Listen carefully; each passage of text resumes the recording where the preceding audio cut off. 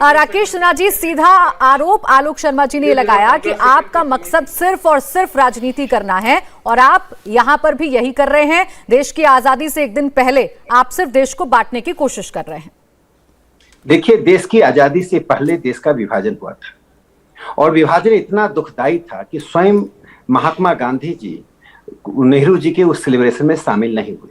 BBC ने जब उनसे इस पर प्रतिक्रिया पूछी तो उन्होंने प्रतिक्रिया देने से इनकार कर दिया था। अब मैं आता हूं उस बात पर। यदि आज हम अपने उन लोगों को श्रद्धांजलि देते हैं जो हमारे अपने थे, तो इसमें क्या वे फिर से जीकर आकर भारतीय जनता पार्टी का वोट बैंक बन जाएंगे? क्या कांग्रेस पार्टी के वोट का वोट बैंक बिगड़ जाएगा? इतनी निर्ममता, जिस निर्ममता से अपने देश को बांटा, उसी निर्ममता के साथ उनके साथ आप व्यवहार कर रहे हैं। मैं यहाँ दो महत्वपूर्ण बात करना चाहता हूँ। कांग्रेस पार्टी की नैतिक अधिकार क्या है? देखिए, कांग्रेस पार्टी के पास नैतिक अधिकार इसलिए नहीं है कि उनके प्रति क्या श्रद्धांजलि रखेगी जो कि पार्टीशन में मारे गए। श्याम जी कृष्ण वर्मा लंदन में थे और बड़े क्रांतिकारी थे। उनकी क्रांतिकारिता ने गदर पार्टी को प्रभावित किया, लाला हरदयाल को प्रभावित किया। श्याम जी कृष्ण वर्मा को अंग्रेज पीछा कर रहे थे, फ्रांस गए, वहां से जिनेवा गए। अपने अंतिम समय में उन्होंने एक विल लिखा, जिस विल में लिखा था कि मृत्यु के बाद मेरे अस्थि भस्म को तब भारत ले जाया जाए जब भारत स्वतंत्र हो जाए। 47 में देश स्वतंत्र हुआ। नेहरू जी ट्रस्ट डेस्टिनी की बात कही, बड़ी बड़ी बातें कही, बड़े कांग्रेस पार्टी बड़े दावा करे। वही गांधी नेहरू परिवार 50 साल तक राज करता रहा। 7 दशकों तक उनके अस्थि भस्म को जिनेवा तो रखा, सुरक्षित रखा। मैं वहां की सरकार को धन्यवाद देता हूं। 2002 में गुजरात के मुख्यमंत्री नरेंद्र मोदी जी बने। पहला काम किया 2003 में, वो जेनेवा से श्याम जी कृष्ण वर्मा के अस्थि भस्म को भारत लाए, एक क्रांति तीर्थ की स्थापना की। तो मेरे कहने का तात्पर्य यह है, जिन लोगों को अपने उन देशभक्तों का, जिन्होंने नई दिल्ली पर दावा नहीं किया, जिन्होंने सत्ता में भागीदारी नहीं मांगी, उन लोगों को यदि यह कर रहे हैं तो आज ये उन लोगों को क्या श्रद्धांजलि देंगे जो पार्टीशन में मारे गए। ठीक है, यानी आप बंटवारे की कोई राजनीति नहीं कर रहे हैं, लेकिन सवाल ये भी खड़ा होगा ना कि हर बात पर कांग्रेस को कोस देना, हर चीज पर कांग्रेस के इतिहास को निकाल के लाना।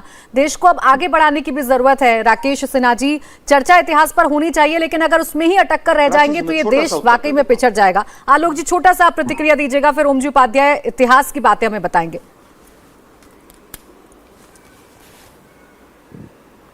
आलोक जी। देखिए, मुझे लगता है बहुत अच्छी बात राकेश सिन्हा भाई ने कही कि विभीषिका थी। विभीषिका को मनाने का काम किसने किया? श्रद्धांजलि का पिछले साल मोदी जी ने। इस दिवस का नाम विभाजन विभीषिका किसने दिया? मोदी जी ने। तो अटल जी तो बड़े देशद्रोही थे। श्याम बनर्जी साहब की और तमाम जो अस्थियां श्याम जी कृष्ण जी की कह रहे हैं आप, अटल जी नहीं लाए, तो अटल जी तो बड़े खराब आदमी थे। अरे इन चीजों को छोड़ दीजिए भाई, कब तक आप एक दूसरे के ऊपर दोषारोपण करेंगे? अगर आपको करना है तो आप बताइए। आप श्यामा प्रसाद मुखर्जी 1942 में क्या कर रहे थे? सिंध में सरकार में बैठे हुए थे। एक बार रुकिए ना भाई, एक मिनट रुकिए ना आप जरा। देखिए, मैं किसी के बीच में नहीं बोल रहा हूँ। प्राची जी, इनको शांत कीजिए, शांत कीजिए इनको। एक बात मैं जोड़ना चाहता हूँ। सुनिए, मेरी बात सुनिए, आपके पास एक मिनट उनकी बात आने सुनिए ना जरा भाई, बात आने दीजिए, एक सेकंड। संवेदनशीलता को अपने, आप सुनिए भाई जरा, संवेदनशीलता को मत छिपाइए। आप इस बात को स्वीकार, असंवेदनशील मैं नहीं हूँ, असंवेदनशील मोदी जी। मैं दूसरी बात सुनिए जरा आप एक बार। नरेंद्र मोदी, यही तो मिर्ची लगती है इनको। क्या क्या देश उसको सैल्यूट करेगा? आप ये देखिए, मैं उठ जाता हूँ डिबेट से। अगर इनको ही बुलवाना है तो मैं हट जाऊंगा डिबेट से। प्राची जी, मुझे प्रॉब्लम है बहुत ज्यादा। थोड़ी देर के लिए शांत हो जाइए। आलोक शर्मा जी, आप भी ऐसे पेशेंस खोएंगे तो फिर चर्चा हो गई। राकेश सिन्हा जी 2 मिनट के लिए शांत हो जाइए। मेरा टर्न है तो मैं शांति से, मैंने सिर्फ एक पंक्ति जोड़ी इसमें। मेरा टर्न है, मैं बोलूंगा आपके पास, मैं आऊंगी आपके पास। अंग्रेजों के पिट्ठू को नहीं बोलने देंगे आज हम, शांत से रहिए। मैं आऊंगी आपके पास राकेश, मैं और कड़वे शब्द इस्तेमाल करूंगा इनके खिलाफ। मैं आऊंगी आपके पास, शब्दों की मर्यादा रखेंगे। आलोक शर्मा जी, मैं सिर्फ आप लोगों से यही अनुरोध करूंगी कि शब्दों की मर्यादा रखें। केवल ये पूछना चाहता हूं, शब्दों की मर्यादा देश के प्रधानमंत्री ने छोड़ दी है, लेकिन मैं रखूंगा। यहां पर बात आती है कि बंगाल के विभाजन की बात कर रहे हैं। बंगाल के विभाजन किसने किया और कब हुआ? शरद चंद्र बोस तो बहुत खिलाफ थे, श्यामा प्रसाद मुखर्जी उसके ऊपर कुंडली बार कर बैठ गए। कंचन गुप्ता साहब को बहुत डिटेल में पता हो बात। दूसरी चीज, श्यामा प्रसाद मुखर्जी कौन सी सरकार में थे? सिंध की सरकार में थे। मुस्लिम लीग के साथ सरकार चल रही थी और सरकार नहीं छोड़ी भारत छोड़ो आंदोलन के बाद भी। क्यों नहीं छोड़ी? क्योंकि अंग्रेजों की पिट्ठूगिरी करनी थी श्यामा प्रसाद मुखर्जी को। क्या कर रहे थे वो?